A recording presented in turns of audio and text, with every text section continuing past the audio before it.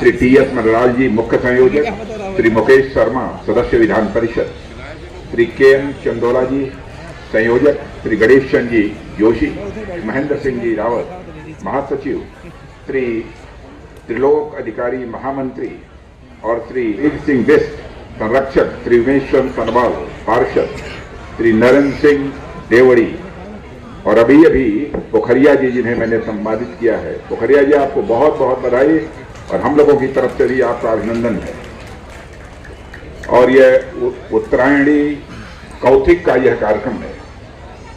मैं जानता हूं कि उत्तराखंड में जब बधाई दी जाती है तो कहा जाता है घुघुती त्यार रई की आयु सबके बहुत बहुत बधाई दर।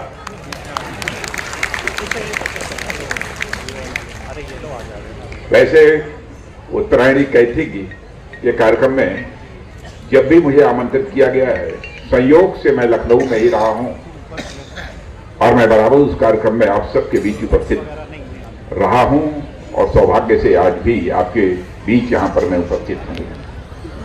यदि मैं कहूं कि उत्तरायणी कैथिक के साथ मेरा बहुत ही एक अटूट रिश्ता है तो यह कहना भी अतिशयोक्तिपूर्ण नहीं होगा। मुझे कई बार इस मेले में आने का अवसर मिला है और हर बार मुझे उत्तराखंडी समाज के जिस समृद्ध स्वरूप के दर्शन होते हैं, मैं कहना चाहूंगा सचमुच हमारे लिए वह अविस्मरणीय है। वैसे तो मकर संक्रांति के अवसर पर पूरे देश में अलग अलग नाम से यह पर्व मनाया जाता है, मगर जिस उत्साह और जिस ऊर्जा के साथ आप लोग उत्तरायणी कैथिक में हिस्सा लेते हैं, उसके दर्शन कम से कम उत्तर प्रदेश और आसपास के प्रदेशों में मुझे देखने को नहीं मिले।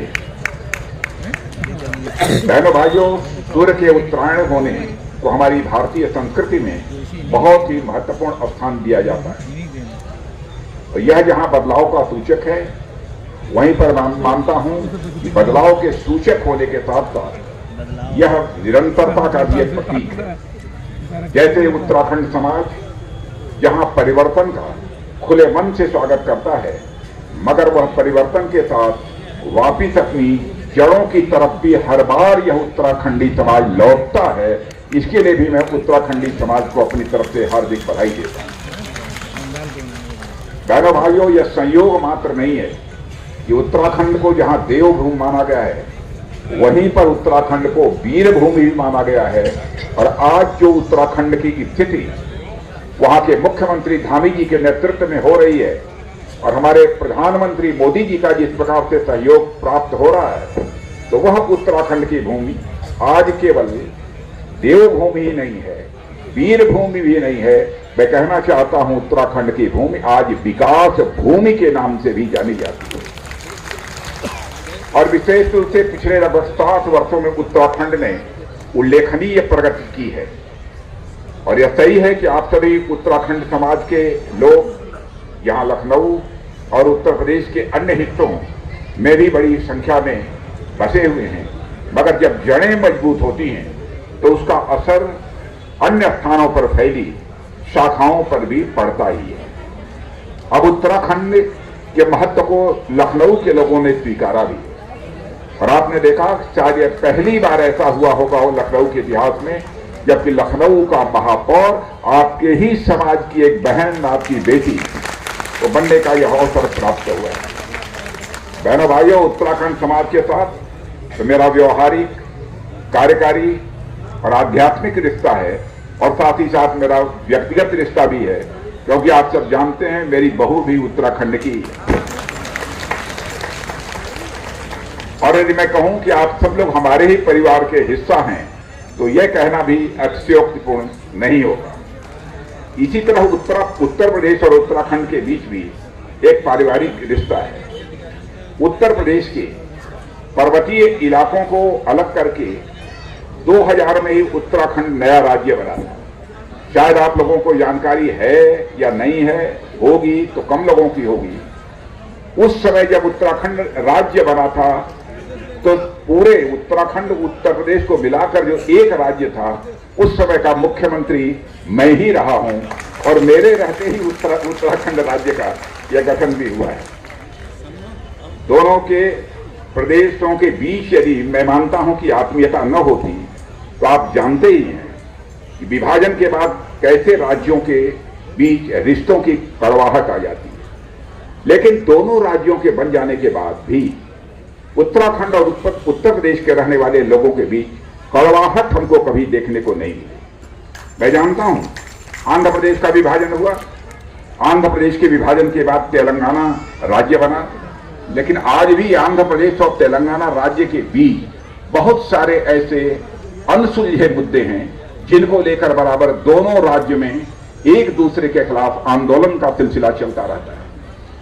लेकिन उत्तर प्रदेश के विभाजन के बाद ऐसी स्थिति यहां पैदा नहीं होनी पाई। ऐसा नहीं था कि विभाजन से जुड़े मुद्दे दोनों प्रदेश के बीच नहीं थे, पर दोनों प्रदेशों के बीच संबंधों की मधुरता इतनी अधिक रही है, रिश्ते इतने सजीव रहे हैं कि सारे लंबित मुद्दों के बावजूद कभी भी उत्तर प्रदेश और उत्तराखंड के रहने वाले लोगों के बीच कलह नहीं हुई है, बल्कि निरंतर यह रिश्ता मजबूती होता चला गया। अब तो पुष्कर धामी जी और हमारे यहाँ के बिल्कुल मुख्यमंत्री योगी जी ने साथ मिलकर जिस तरीके से बचे हुए अन्य मामलों को सुलझाया है, उसके लिए अपने दोनों मुख्यमंत्रियों को, योगी जी और पुष्कर जी धामी को मैं बधाई देना चाहता हूं। बहनों भाइयों, आज उत्तराखंड अपनी समृद्ध विरासत और सशक्त विकास के बल पर भारत के तेजी से विकसित होते हुए राज्यों की कतार में आकर अब यह शामिल हो चुका है। उत्तराखंड के विकास का स्वरूप कितना भव्य और कितना दिव्य होने जा रहा है, इसका अनुमान इसी बात से लगाया जा सकता है। उत्तराखंड में हर तरह की कनेक्टिविटी देने के लिए बहुत बड़े स्केल पर उत्तराखंड में काम हो रहा है। केदारनाथ, बद्रीनाथ जाकर देखिए, पहले केदारनाथ बद्रीनाथ की स्थिति क्या थी, वहां पहुंचने वालों को कितनी कठिनाइयों का सामना करना पड़ता था, और आज वहां पर इंफ्रास्ट्रक्चर डेवलप होने के कारण लोगों को आपका पहुंचना वहां कितना आसान हो गया। पहले की अपेक्षा कई गुना बाहर से दर्शनार्थी अब केदारनाथ और बद्रीनाथ वहां पर पहुंच रहे हैं।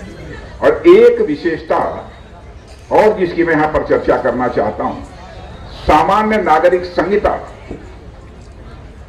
विगत कुछ वर्षों में लागू करने वाला मुझे लगता है कि पहला राज्य यदि कोई बनने जा रहा है तो उत्तराखंड राज्य बनने जा रहा है।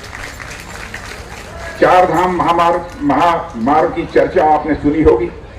दिल्ली देहरादून एक्सप्रेसवे के माध्यम से दिल्ली से देहरादून की दूरी मात्र 2.5 घंटे में पूरी होने जा रही है। 2.5 घंटे में पूरी होने जा रही है। और आज जब मैं यहां आप लोगों के बीच हूं, बॉर्डर रोड ऑर्गेनाइजेशन के द्वारा उत्तराखंड के बॉर्डर पर जिन सड़कों का निर्माण किया जा रहा है, उनमें से बहुत सारी सड़कें बनकर तैयार हो गई हैं, और इसी 19 तारीख को उसका उत्तराखंड के लोगों के लिए लोकार्पण भी मैं करने स्वयं जा रहा हूं।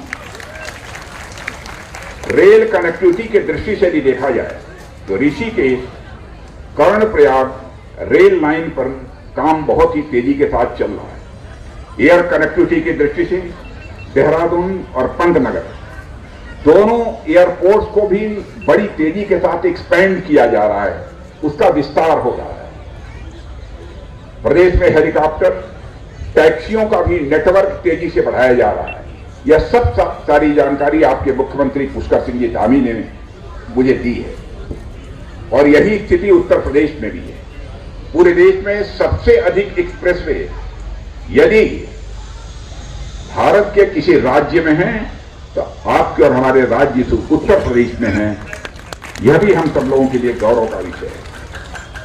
और कानून और व्यवस्था की दृष्टि से देखा जाए तो यहां योगी जी ने भी करिश्माई काम किया है, तो उत्तराखंड में हमारे पुष्कर सिंह धामी ने भी करिश्माई काम किया है। लंबे समय तक दोनों प्रदेशों के बीच विकास का संतुलन नहीं था, एक ज्यादा विकसित था, एक कम विकसित था। अब मैं कहना चाहता हूं कि दोनों मुख्यमंत्रियों ने इस तरीके से अपने राज्य का विकास किया है कि अब दोनों राज्यों के बीच विकास का संतुलन अब बन चुका है। इसका परिणाम यह हो रहा है कि उत्तर प्रदेश के अच्छे काम का लाभ उत्तराखंड तक पहुंच रहा है, और वहां के विकास के लाभार्थी उत्तर प्रदेश के निवासी भी बन रहे हैं। इसके चलते लखनऊ में रह रहे हमारे उत्तराखंडी समाज को तो दोनों तरफ से फायदा हो ही रहा है, इसमें कहीं दो मत नहीं है। मेरे बहनों भाइयों, उत्तर प्रदेश में रहने वाला उत्तराखंडी समाज, उत्तर प्रदेश और उत्तराखंड के बीच मैं यह मानता हूं, फिर से मैं दोहराना चाहता हूं, उत्तर प्रदेश में रहने वाला हमारा उत्तराखंडी समाज उत्तर प्रदेश और उत्तराखंड के बीच एक मानवीय सेतु है जो दोनों को जोड़कर रखा है। इसलिए जब भी आप लोग बुलाते हैं तो मेरी कोशिश रहती है, चाहे जितना व्यस्त समय क्यों न हो, मैं समय निकालकर आप लोगों को कार्यक्रम में उपस्थित करूं। और मैं आज इस अवसर पर आप सबके कार्यक्रम में मैं यहां उपस्थित हूं और मुझे सचमुच इस कार्यक्रम में उपस्थित होकर प्रसन्नता है, क्योंकि आर्मी डे का इस समय कार्यक्रम चल रहा है। आज ही हमारे कमांडर इन चीफ जो थे उनके यहाँ आज वो एट होम था, वहां पर हम लोग थे। शाम को 6 बजे से हमारे सारे देश भर के अच्छे बैंड, आर्मी बैंड, इसका प्रदर्शन भी होगा 6 बजे से लेकर 7 बजे तक। और कल फिर आर्मी डे के अवसर पर भी तरह तरह के कार्यक्रम आयोजित किए जाएंगे। उस कार्यक्रम में भी मुझे जाना है, इसीलिए मैंने कहा कि जरा मेरी जल्दी यहां से छुट्टी कर दीजिए। लेकिन सारी व्यस्तताओं के बावजूद मैंने यह तय कर रखा था 5 मिनट के लिए ही जाऊंगा, लेकिन उत्तरायणी कौथिक के कार्यक्रम में मैं निश्चित रूप से जाऊंगा।